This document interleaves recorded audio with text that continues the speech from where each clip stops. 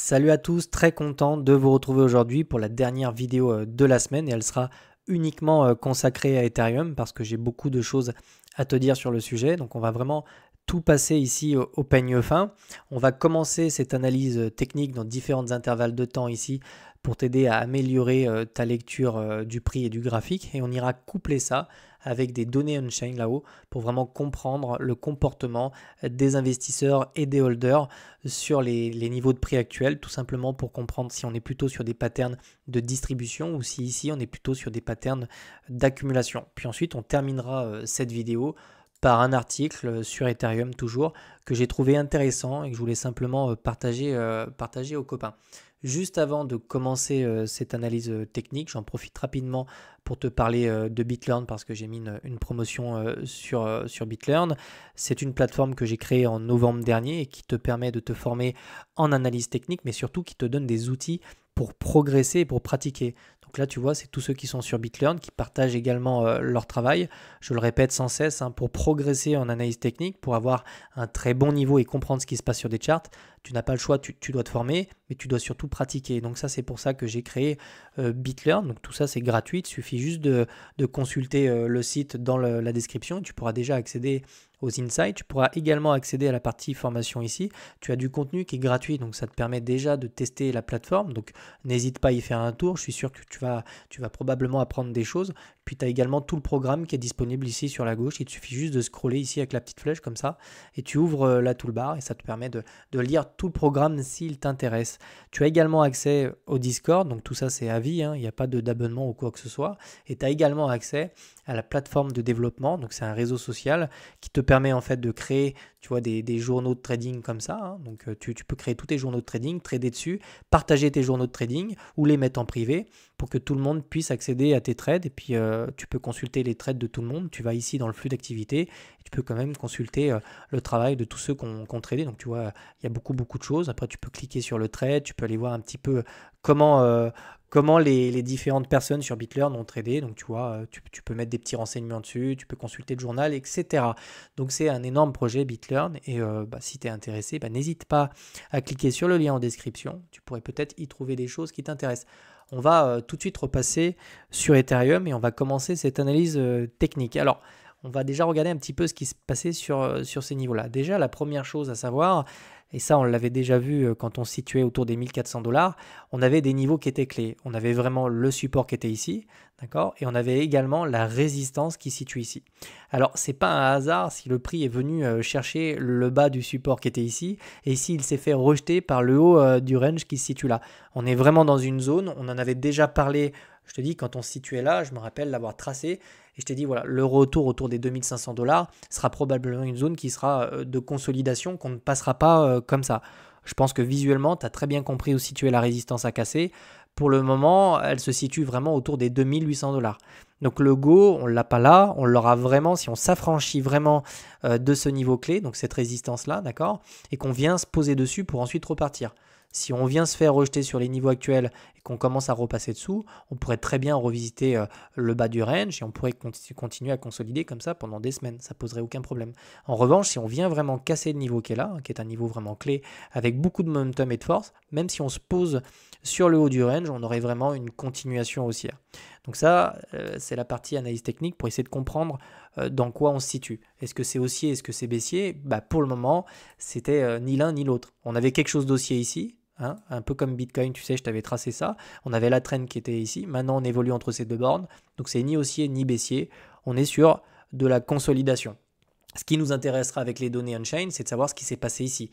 Est-ce qu'on a eu plutôt de la distribution ou est-ce qu'au contraire, on a eu un petit peu d'accumulation? Auquel cas, ce serait plutôt intéressant.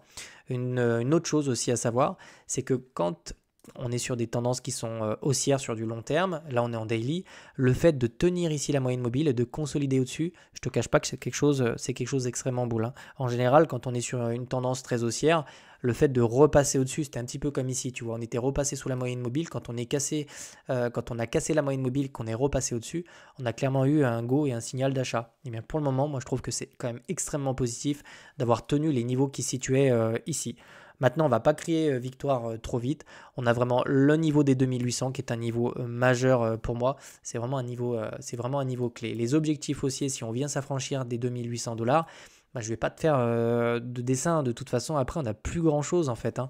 On peut déjà tracer tous les niveaux extrêmement importants. Donc, je vais les mettre en vert pour que tu puisses bien les voir. Mais on a ce niveau-là autour des 3500 $.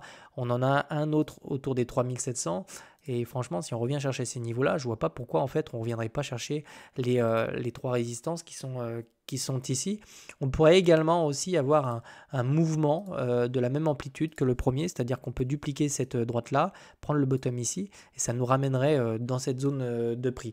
Donc quoi qu'il arrive ici, d'un point de vue technique, c'est plutôt sympa. On va pas se mentir. On a un Ether qui a consolidé pendant 2 mois sur les niveaux actuels, qui vient chercher la résistance et le haut de son range, qui tient sa moyenne mobile 200. Et si en plus de ça, on a des inflows, ce genre de choses, je te dirais que sur le moyen long terme, c'est toujours rassurant et c'est toujours intéressant. Voilà en ce qui concerne Ethereum pour l'intervalle de temps daily. Donc c'est plutôt une intervalle de temps plutôt longue. Maintenant, on peut essayer de regarder ce qui se passe un petit peu en logarithmique, parce que tu sais que j'aime bien regarder ce qui se passe en logarithmique. On va passer la charte comme ça, on va virer tout ça. Et puis on va regarder ce qui se passe. Hop, là, ça nous permettra d'avoir une vue un peu plus longue et un petit peu plus complète. Tu sais que moi j'aime beaucoup prendre des intervalles de temps qui sont longues parce que ça évite les biais, ça nous permet de vraiment regarder les choses telles qu'elles le sont. Donc déjà ce qu'on peut voir, c'est qu'on a vraiment ces 3 supports contenus. Donc le premier, le deuxième, le troisième. On peut considérer que tout ce travail qui a été fait durant des années, en fait, c'était un long range, on va pas se mentir. On a le prix qui est passé dessous, au-dessus, dessous, dessus. Donc c'est vraiment, quand on a la moyenne mobile qui passe au milieu du prix comme ça nous montre qu'en fait, on n'est pas vraiment sur une tendance. Donc c'est un peu bizarre de dire ça.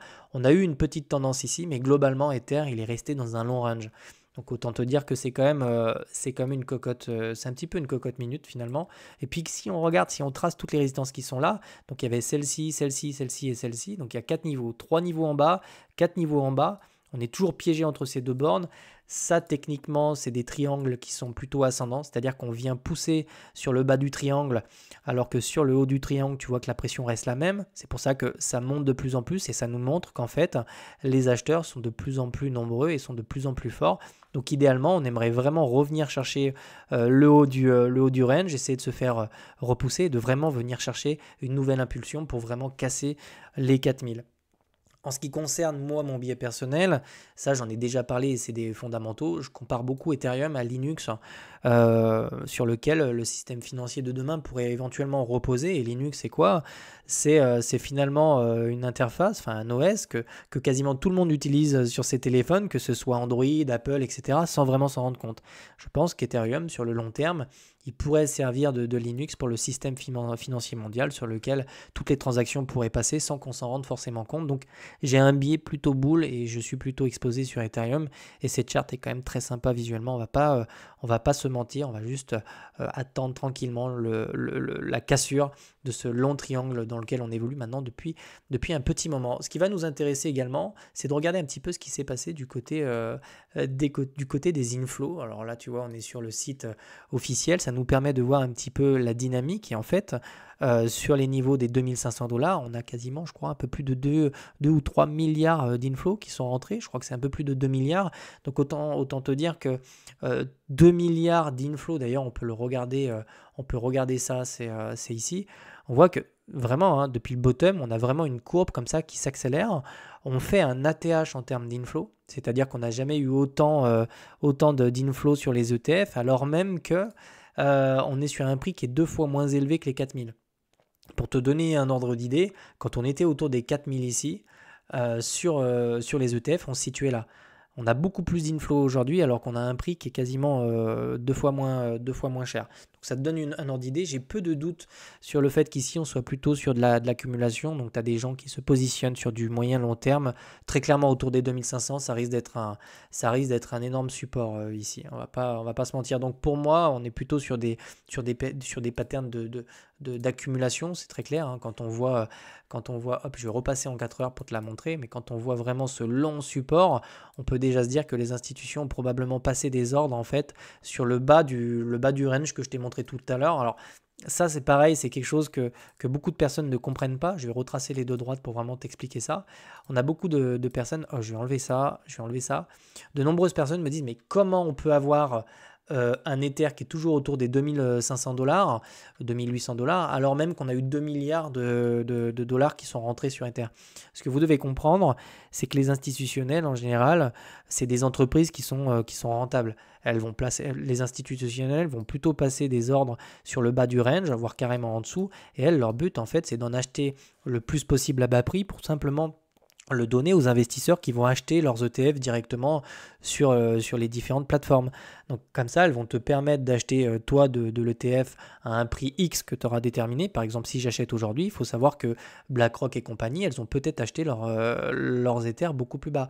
Et c'est ce qui explique également qu'on a eu cette phase en fait d'horizontalité malgré le fait qu'on ait eu quasiment 2 milliards qui sont rentrés. Donc c'est globalement des bad range qui ont été probablement rachetés durant de longues semaines. Ça, par contre, ça a un autre effet, c'est qu'on raréfie l'offre, parce que tu as de moins en moins de jetons qui sont disponibles et sur les échangeurs, et puis sur les échangeurs, en fait, tout simplement, et ça vient réduire en fait les order books. Donc on peut avoir un petit peu plus de volatilité. Donc Ether, je le redis, c'est comme une cocotte minute finalement. On est en train de raréfier l'offre. On a de l'accumulation de part de différents institutionnels. Et donc ça pourrait permettre à Ether de reprendre un petit peu de momentum dans les prochains mois. Tu sais que j'ai toujours en tête la fin d'année, peut-être octobre, novembre, pour des rallyes sur les altcoins. Ça, c'est quelque chose qu'on verra probablement d'ailleurs dans le live d'aujourd'hui. On peut également regarder ce qui se passe du côté du stacking. Ça aussi, c'est intéressant. Donc, tu comprends bien ce que je veux te dire. Ici, on a tout ça qui est rentré sur Ether et le prix n'a quasiment pas bougé. Donc, tu peux déjà te dire qu'en fait, c'est une forme d'accumulation. Il n'y a pas de doute sur l'histoire. On peut également aller voir cette page-là qui m'intéresse pas mal. Je jette un coup d'œil de temps en temps. Ça, c'est la courbe en fait de tous les Ethers qui sont stackés. Et tu vois qu'ici, on est vraiment sur un record en fait. On a plus de 35 millions, enfin 36 millions de tokens qui sont en stacking. Donc ces Ethers qui sont en stacking ne sont pas disponibles à la vente.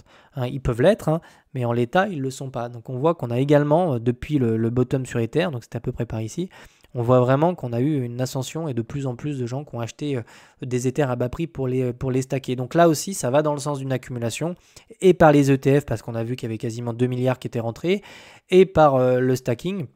Je rappelle que les ETF, on ne peut pas les stacker, donc c'est encore deux choses. Tu as eu des Ethers qui ont été mis en stacking, et de l'autre côté, tu as eu 2 milliards d'inflow sur Ether. Donc ça fait quand même pas mal de choses, et c'est plutôt sympa de voir ça. Donc maintenant, je pense que tu as une lecture du graphique qui te permet de comprendre un petit peu ce qui se passe. Sur les niveaux actuels, on a quand même pas mal d'accumulation. On tient la moyenne mobile 200. On est en train de tester une résistance majeure qu'il faudra casser, et on a eu une longue phase d'accumulation sur les niveaux actuels. Dernière chose, je voulais te montrer cet article-là que j'ai trouvé très sympa. Bit Digital, il me semble que c'était une entreprise qui travaillait dans le minage de Bitcoin. Et si tu veux, sur les niveaux actuels, ils ont décidé de vendre leur Bitcoin pour acheter de l'Ether. Donc ils ont vraiment acheté énormément d'Ether et ils continuent à en faire. Ils ont complètement changé de cap stratégique et ils sont en train en fait d'échanger leur BTC pour de l'Ether parce qu'ils trouvent ça de plus en plus intéressant. Déjà parce que le prix d'Ether est clairement sous-évalué puisqu'il a beaucoup moins performé que Bitcoin. Et parce qu'en plus, c'est intéressant pour eux parce qu'ils peuvent les mettre en trésorerie, les mettre en stacking et récupérer des revenus grâce à ça. Donc, pour qu'une entreprise énorme comme Bit Digital puisse vendre ses BTC au profit de Ether, ça envoie des signaux. C'est pas les seuls. D'ailleurs, il y a une entreprise, je crois, dans le gaming aussi qui s'est mis à acheter de l'Ether. Donc, on a clairement un changement de paradigme. Je vois de plus en plus de nouvelles qui sont intéressantes. On a Fusaka également en fin d'année. On a peut-être les ETF stacking. D'ailleurs, c'est peut-être ça qui est en train de se pricer actuellement sur le prix. Donc, c'est plutôt bull pour Ether. Et je m'attends quand même à ce qu'on puisse revenir chercher les 4000, soit cet été, soit en fin d'année. On va regarder tout ça. J'espère que le contenu te plaît. Si ça te plaît, n'hésite pas à t'abonner. Tu peux mettre un like, tu peux mettre un pouce. Tu peux aussi nous rejoindre sur le Discord. Comme ça, on pourra discuter directement ensemble sur le Discord ou directement sur BitLearn. Et puis, je te retrouve tout à l'heure parce que je ferai un live. On va sûrement reparler d'Ether. On va aussi parler de Bitcoin. On fera le tour des altcoins également. Je te souhaite de passer une excellente soirée, une excellente journée. Et je te retrouve demain. Ciao.